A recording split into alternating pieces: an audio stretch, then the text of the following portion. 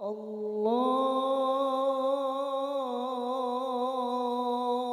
Akbar, Allahu Akbar, Allahu Akbar. La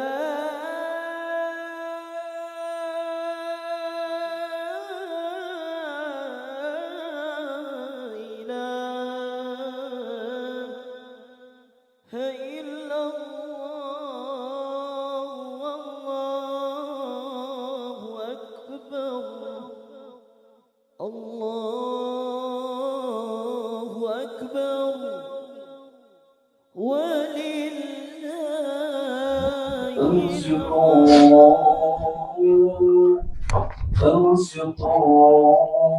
Nanti salaman nanti. أنصتوا لخطيب عيد الفطر على المنبر رحمكم الله. أنصتوا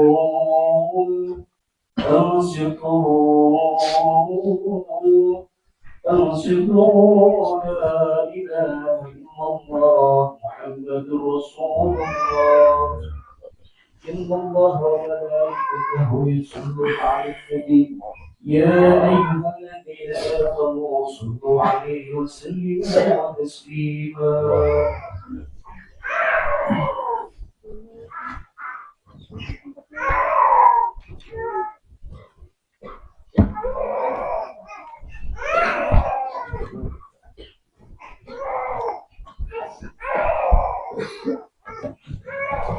السلام عليكم ورحمة الله وبركاته. اللهم أعز الإسلام والمسلمين، اللهم انصر من نصر الدين واخذل من خذل المسلمين، اللهم اغفر للمؤمنين والمؤمنات والمسلمين والمسلمات الأحياء منهم والأموات برحمتك يا أرحم الراحمين، والحمد لله رب العالمين.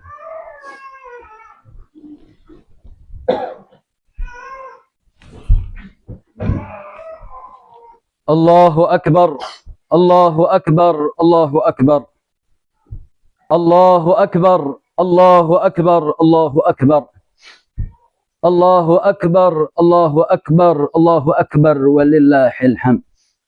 الله أكبر كبيرا والحمد لله كثيرا وسبحان الله بكرة وأصيلا.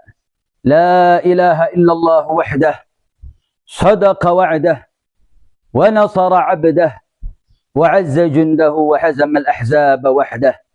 لا إله إلا الله، الله أكبر. الحمد لله رب العالمين، نحمده ونستعينه ونستغفره ونعوذ بالله من شرور أنفسنا ومن سيئات أعمالنا. من يهده الله فلا مضل له ومن يضلل فلا هادي له. أشهد أن لا إله إلا الله وحده لا شريك له، وأشهد أن سيدنا محمدا عبده ورسوله وصفيه وخليله، أرسل رسوله بالهدى ودين الحق ليظهره على الدين كله ولو كره الكافرون. فقد قال الله تعالى في كتابه الكريم وهو أصدق القائلين: أعوذ بالله من الشيطان الرجيم، بسم الله الرحمن الرحيم. يا أيها الذين آمنوا اتقوا الله حق تقاته ولا تموتن إلا وأنتم مسلمون. وقد قال نبينا محمد صلى الله عليه وسلم: اتق الله حيثما كنت وأتبع السيئة الحسنة تمحوها وخالق الناس بخلق حسن. الله أكبر، الله أكبر، الله أكبر ولله الحمد. Alhamdulillah, pada pagi yang begitu cerah, pagi dengan penuh keberkahan ini, Allah subhanahu wa ta'ala melimpahkan ragam anugerah dan taufik dari Allah subhanahu wa ta'ala. Kita telah melalui 1 bulan menjalani puasa bulan suci Ramadan. Kita mendapatkan taufik untuk menjalankan qiyamul lailnya, menghatamkan Al-Qur'annya, membaca zikirnya. Dan pada hari ini kita telah sampai kepada hari Id, hari raya, yang merupakan hari yang diagungkan oleh Allah subhanahu wa ta'ala. Saking diagungkannya, diharamkan untuk kita berpuasa, untuk Allah Subhanahu wa taala menyajikan daripada Maidatur Rahman, makanan dari langit, untuk menjadi upaya bagaimana kita mendapatkan keberkahan dari Allah Subhanahu wa taala. Sehingga tak heran bagaimana ungkapan hari raya dikatakan hari kemenangan. Makanya saudara, bagaimana saat ini kita memahami bagaimana hari kemenangan. Apakah kemenangan ini hanya sebagai sebuah kemenangan yang semu atau kemenangan hakiki? Pertanyaan yang perlu kita tanyakan saudara. Bagaimana di belahan bumi yang lain, di tanah kaum muslimin, bahkan di kiblat pertama umat Islam, bagaimana ada puluhan, ada ratusan, bahkan ada ribuan kaum muslimin yang saat ini merasakan perihnya rasa lapar, perihnya rasa luka, kepedihan ditinggal saudara, hilang sanak famili, tak punya ayah, tak punya ibu. Bagaimana rasa kemenangan itu dapat kita rasakan? Kemenangan yang terus bergema. Pertanyaannya, apakah betul kemenangan ini betul-betul ada di hari raya kita, saudara? Ya, bukan salah Idul Fitrinya, bukan salah Idul Adhanya, bukan salah aturan syariatnya, tapi kaum muslimin yang menjalankan aturan syariatnya. Bagaimana Islam telah membuat konstruksi syariat yang begitu indah, saudara. Konstruksi syariat yang begitu lengkap, komprehensif. Sebagaimana Allah Subhanahu wa taala telah berfirman, "Al-yauma akmaltu lakum dinakum wa atmamtu 'alaikum ni'mati wa raditu lakum al-Islam madina." Pada hari ini telah aku sempurnakan untuk kalian agama bagi kalian, dan telah kami paripurnakan nikmat-nikmat dari Allah Subhanahu wa taala. Artinya, saudara, umat Islam dengan segala polemiknya tidaklah bukan salah dari sistem dan aturan syariatnya. Bagaimana kita melihat, saudara, setelah berpuasa sebulan penuh, ibadatus siam dikaitkan dengan zakatul fitri, dikaitkan dengan Idul Fitri. Saudara, selama 1 bulan laboratorium jiwa telah membersihkan diri kita. Baik tua, mau muda, mau pejabat, mau rakyat, mau alim, mau awam, mereka wajib untuk berpuasa. Mereka mencegah dari makanan, walaupun makanan itu halal, semenjak terbitnya fajar sampai terbenam matahari. Laboratorium skala internasional diwajibkan oleh Allah Subhanahu wa taala untuk menyucikan jiwa selama 1 bulan setiap tahunnya. Siapapun, semua umat Islam mendapatkan kewajiban untuk memurnikan jiwanya lewat syariatus siyam. Yang menarik, saudara, kenapa Allah ikat penyempurnaan ibadah puasa Ramadan dengan zakatul fitri? Para ulama menggarisbawahi kemurnian jiwa, kesucian dia hubungan dengan Allah dengan menjalankan puasa yang tidak ada ganjaran puasa kecuali Allah Subhanahu wa taala yang memberi, tidak akan cukup tanpa ada dimensi sosial. Kehebatan dalam ritual tidak akan sempurna ketika tidak memiliki jiwa sosial. Sehingga diwajibkan bagi kita, saudara, dengan syarat yang begitu minim untuk tetap dan wajib mengeluarkan zakat fitrah, dan tidak lain tidak bukan adalah dalam rangka sehebat apapun hubunganmu dengan Allah, maka tetap dimensi sosial tidak akan pernah lekang, saudara. Begitupun juga diikat dengan Idul Fitri menjadi satu keniscayaan. Dan dalam Id yang lainnya, sudah dalam Idul Adha hampir memiliki potensi yang sama. Diikat antara haji kurban dengan Idul Adha. Haji adalah konsensus, konferensi skala internasional.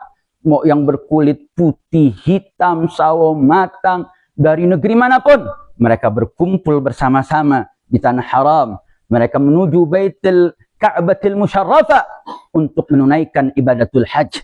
Tapi nggak sampai di situ saja, saudara. Bukan hanya hubungan hablum minallahnya, tapi lagi-lagi dengan konsep yang sama. Dia diminta untuk berkurban, menumpahkan darah hewan kurban, yang kemudian dagingnya secara esensi, saudara, daging itu tidak sampai kepada Allah. Tapi di sana Allah lagi-lagi mengingatkan dimensi sosial di dalam daripada ritual ibadah. Artinya, konstruksi agama ini begitu indah. Konstruksi syariat ini begitu luar biasa. Tapi pertanyaannya, kenapa kok umat Islam dengan keindahan sistemnya, keindahan syariatnya, tapi terus-menerus dalam kemunduran? Jawabnya, bukan salah Islamnya, bukan salah puasanya, bukan salah hajinya, bukan salah Al-Qur'annya, tapi musliminnya yang betul-betul keluar jauh dari esensinya. Fakta sejarah membuktikan, saudara, bagaimana dulu Nabi Muhammad SAW dengan para sahabatnya nggak butuh 1 dekade, hanya dalam kurun waktu 23 tahun dalam dakwahnya, dilanjutkan oleh Khulafaur Rasyidinnya, mampu menembangkan 2 imperium besar, imperium Persia dan Romawi. Padahal mereka nggak punya dakatirah, mereka nggak punya dokter, mereka nggak punya senjata canggih, mereka nggak punya alutsista yang hebat, tapi mereka memiliki kekuatan yang luar biasa, yang mampu menumbangkan 2 imperium. Saat ini umat Islam hampir 1,9 miliar, masjid di mana-mana, akses untuk Al-Quran, ke kitab-kitab ulama, baik salaf, khalaf, saudara, begitu mudah aksesnya. Tapi kenapa untuk mempertahankan 1 kota bernama Gaza, 1 negara bernama Palestina, nggak mampu? Padahal negara Islam punya tentara, punya senjata. Tapi pertanyaannya, kenapa kok umat Islam nggak mampu untuk mempertahankan 1 wilayahnya yang hanya berjarak sekian kilometer, saudara? Pertanyaan yang sungguh sangat miris, saudara. Jawabnya, kenapa para alimil ulama menggarisbawahi? Karena dulu para anbiya, terkhusus Nabi kita Sayyiduna Muhammad SAW dengan para sahabat, mereka mampu menjalankan Islam dengan sebenar-benarnya, mampu mengintegritaskan akidah, wal syariah, wal akhlak dengan makna yang sebenar-benarnya. Akidah bukan hanya sekedar pengetahuan, tapi dia menjadi value, nilai yang betul-betul menjadi perisai dalam memandang apapun, saudara. Begitupun juga syariatnya. Syariat yang dijalankan menjadi kacamata dalam peradaban, menjadi roadmap peta dalam kehidupan, dalam pengambilan segala tindakan, dan akhlak menjadi kunci dari itu semua. Makanya salah satu profesor yang belum lama wafat, Profesor Nagib Al-Attas, pernah mengatakan sumber problematika umat Islam adalah loss of adab. Adab yang dimaksud bukan adab akhlak sekedar cium tangan anak kepada orang tua, bukan sekedar adab yang merupakan tata krama, tapi adab yang dimaksud dalam perspektif Prof. Nagib Al-Attas yang merupakan salah satu kanzun min kunuzil ummah, yang merupakan perbendaharaan satu tokoh cendekiawan internasional yang diakui keilmuannya, yang berdiri tegak di hadapan peradaban barat, yang menunjukkan nilai-nilai keislaman. Dia katakan loss of adab, hilangnya peradaban, hilangnya adab, hilangnya nilai kekuatan Allah di mata umat Islam, hilangnya nilai Nabi Muhammad sebagai sebuah tuntunan, hilangnya value ilmu agama dan ilmu yang wajib di tengah-tengah umat, menjadi hilang perisainya, saudara, menjadi hilang integritasnya, sehingga tidak bisa membedakan mana pemimpin yang layak, mana pemimpin yang nggak layak, mana yang merupakan aturan yang harus ditegakkan, mana yang boleh untuk didiskusikan. Kehilangan loss of adab yang menghilangkan peta, saudara. Bagaimana saat ini kita lihat? Berapa banyak kita menghatamkan Al-Quran? Berapa banyak perlombaan musabaqah tilawatil Quran? Tapi musabaqah tilawatil Quran, kita tidak menyaksikan semangat untuk membaca Al-Quran. Tapi bagaimana Al-Quran yang semula dijadikan oleh para sahabat sebagai peta kehidupan, tapi sekarang hanya menjadi poin untuk mengambil nilai seberapa banyak saya menghatamkan Al-Quran. Tapi tidak bertanya, apa yang Al-Quran minta kepada saya? Apa yang harus saya ubah? Dari cara pandang saya, dari pengambilan kebijakan saya, apa yang Al-Quran minta? Bagaimana dulu para sahabat, saudara? Ketika mereka mendengar ayat tentang kewajiban haramnya khamar, mereka buru-buru, saudara. Mereka pecahkan gentong-gentong khamar yang merupakan bagian daripada kehidupan keseharian mereka. Karena Al-Quran yang meminta mereka, saudara. Bagaimana dulu ayat yang turun tentang larangan menimbun harta, Sayyidina Umar bergegas meminta penjelasan kepada Rasulullah SAW karena ketakutan mereka yang memiliki gudang-gudang kurma, saudara. Bagaimana Sayyidina Abu Bakar ketika mendengar tentang fadilah keutamaan daripada memerdekakan budak, segera bergerak ke pasar, saudara, mencari budak dan memerdekakan budak. Bagaimana Al-Quran bukan hanya yutla, bukan hanya untuk dibaca. Makanya Ibnu Mas'ud pernah mengatakan, tidaklah kami berpindah 10 ayat yang akan datang sebelum kami paham dan kami amalkan 10 ayat yang saat ini kami baca. Ya, baca Quran baik. Ya, baca Quran itu istimewa, pahalanya besar. Setiap huruf bernilai pahala.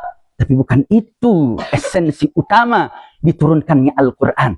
Bagaimana peradaban Nabi dengan para sahabatnya mampu menumbangkan 2 imperium besar. Imperium lebih besar dari negara, saudara. Imperium itu menggabungkan kekuatan militer yang kuat. Militer Romawi, siapa yang nggak tahu, saudara? Militer Persia, siapa yang nggak kenal? Tapi mampu ditumbangkan oleh sahabat, ditumbangkan oleh Khulafaur Rasyidin. Kenapa itu semua, saudara? Karena mereka muhayya, mereka layak untuk mendapatkan pertolongan Allah Subhanahu wa Ta'ala. Maka dengan berlalunya daripada Idul Fitri, berlewatnya puasa Ramadan 1 bulan penuh yang telah kita lalui, saudara. Yuk mari jadikan ini refleksi mendalam dalam diri kita. Apa yang sudah kita penuhi dari apa yang diminta oleh Al-Quran? Apa yang sudah kita jalani dengan akidah yang kita yakini, saudara? Sehingga kemerdekaan Palestina tidak hanya mampu diselesaikan dengan sekedar menghatamkan Al-Quran berkali-kali. Tapi kemerdekaan Palestina bisa diselesaikan dengan menjalankan isi Al-Quran.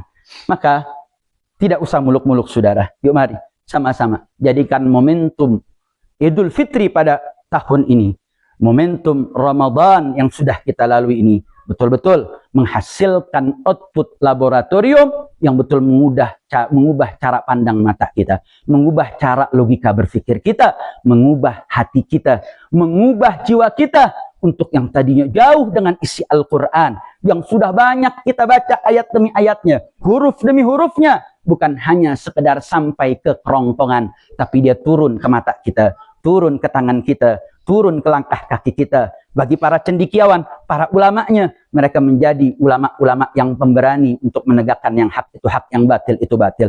Mereka yang berdagang, jujur dengan dagangannya. Mereka yang punya ladang, mereka berladang dengan yang baik, sesuai dengan tuntunan syariat. Jadikan Al-Quran sebagai peta kehidupan kita. Jadikan syariat betul-betul menjadi guidance kehidupan kita. Dan akhlak, adab menjadi nilai yang menyeliputi kehidupan kita. Allahu Akbar, Allahu Akbar, Allahu Akbar, walillahil hamd. Semoga dengan keberkahan Ramadan sekaligus keberkahan Idul Fitri ini, kita berharap kepada Allah Subhanahu wa Ta'ala, semoga Allah Subhanahu wa Ta'ala menggerakkan hati-hati para penguasa kaum muslimin dunia untuk mampu menggerakkan para ulamanya, para cendekiawannya untuk mampu mengelaborasi Al-Quran, mengangkat umat dari inhitat, dari keterpurukan, meningkat dengan nilai-nilai Al-Quran, nilai-nilai akidah, nilai-nilai syariat, nilai-nilai adab. Maka kalau sudah akidah betul-betul melekat, saudara, nggak mungkin dia mengangkat tangan berdoa untuk kemerdekaan Al-Aqsa, dia masih beli produk-produk yang berbau Zionis Israel, saudara. Kalau akidah sudah meresap, akidah akan menjadi satu kekuatan. Bagaimana Khalid ibn al-Walid mampu terjun walaupun senjata minim, pasukan nggak banyak, tapi karena mereka tempur bukan untuk pulang ketemu keluarga, saudara, tapi mereka menjemput kematian, mati syahid. Dan itu menjadi powerful yang luar biasa, yang berbeda dengan pasukan Romawi, berbeda dengan pasukan Persia.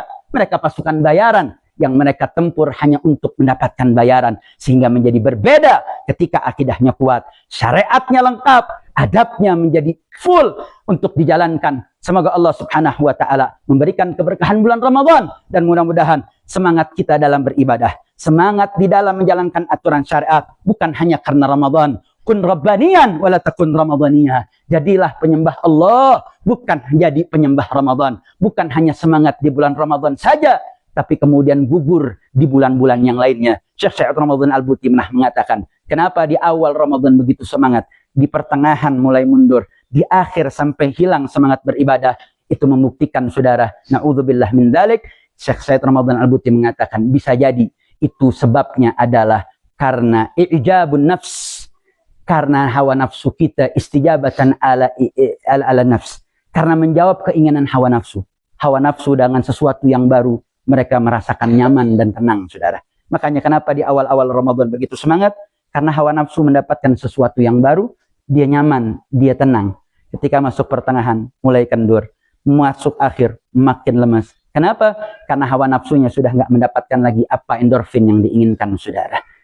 Makanya kita khawatir, semangat kita bukan semangat karena istijabatan lillah li Ramadan, tapi karena kesenangan hawa nafsu kita mendapatkan jiwa yang baru. Makanya kenapa kita disunahkan atba' sitta min Syawal, lanjutkan puasa 6 Syawal. Untuk apa? Untuk men-challenge bahwa yang kita penuhi bukan hawa nafsu, yang kita penuhi adalah karena mencari ridha Allah Subhanahu wa taala. Yang sudah baca Quran, lanjutkan baca Qurannya, bukan hanya sekedar menghatamkan, tadabburi maknanya. Pelajari, ayat ini sudah kita amalkan atau belum? Ayat ini sudah kita penuhi atau belum? Pelajari, walaupun hanya 1 ayat, walaupun maknanya 1 ayat, tapi tanyakan, apa yang ayat ini minta kepada saya? Apa yang syariat minta kepada saya? Jawab dan penuhi. Mudah-mudahan Allah berkahi kita semua. Allahu Akbar, Allahu Akbar, Allahu Akbar. Ujaddidu ma'akumul iman, fajaddidu bismillahirrahmanirrahim. Qul huwallahu ahad, Allahus samad. لم يلد ولم يولد ولم يكن له كفوا أحد. بارك الله لي ولكم في القرآن العظيم ونفعني وإياكم بما فيه من الآيات والذكر الحكيم. أقول قولي هذا أستغفر الله لي ولكم ولسائر المسلمين والمسلمات فاستغفروا إن الله غفور رحيم. اللهم صل وسلم على سيدنا محمد وعلى آل سيدنا محمد.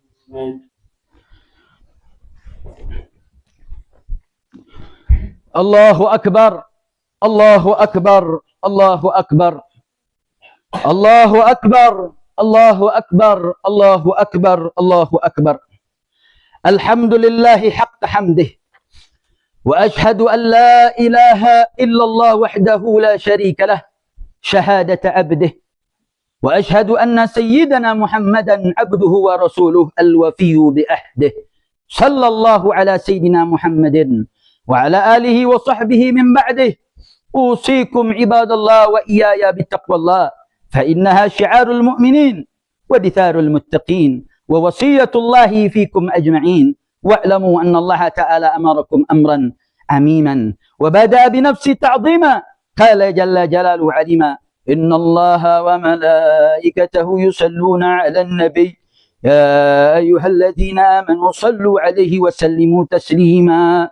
فأجبوا الله عباد الله إلى ما دعاكم إليه وصلوا عليه من صلى عليه. اللهم صل وسلم على سيدنا محمد وعلى آل سيدنا محمد النبي الرحمة. اللهم صل وسلم على سيدنا محمد وعلى آل سيدنا محمد شفيع الأمة.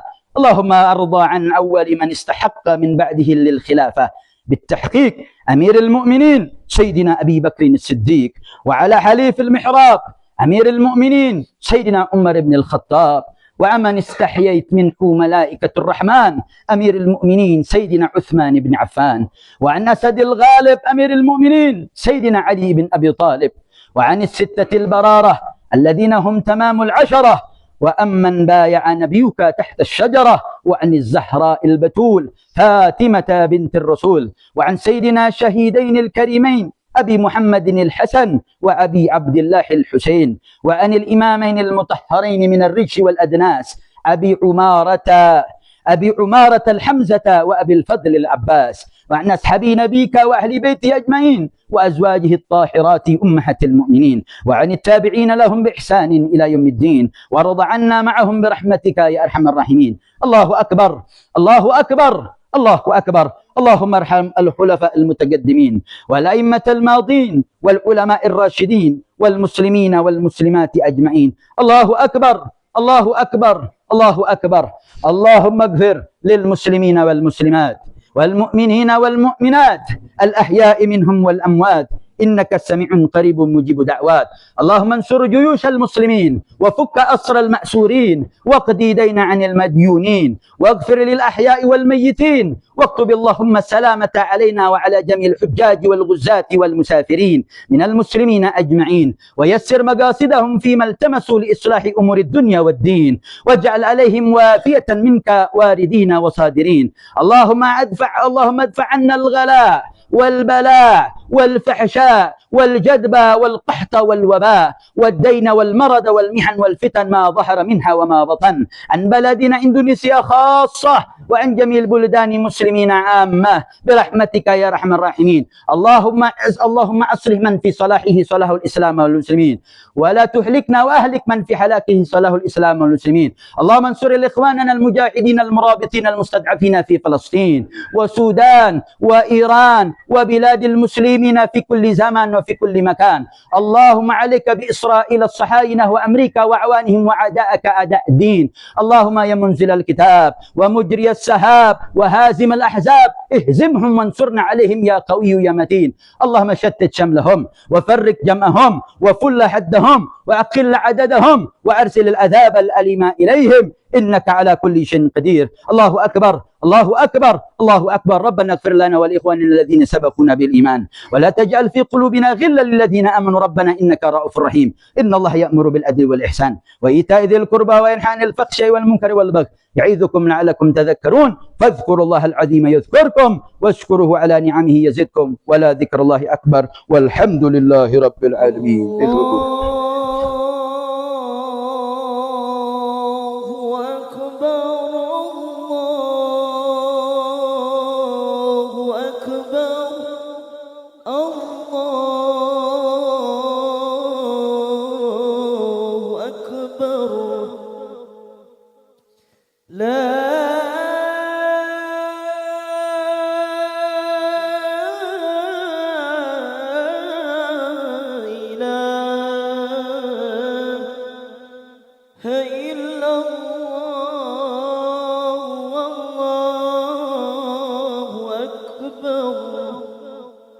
الله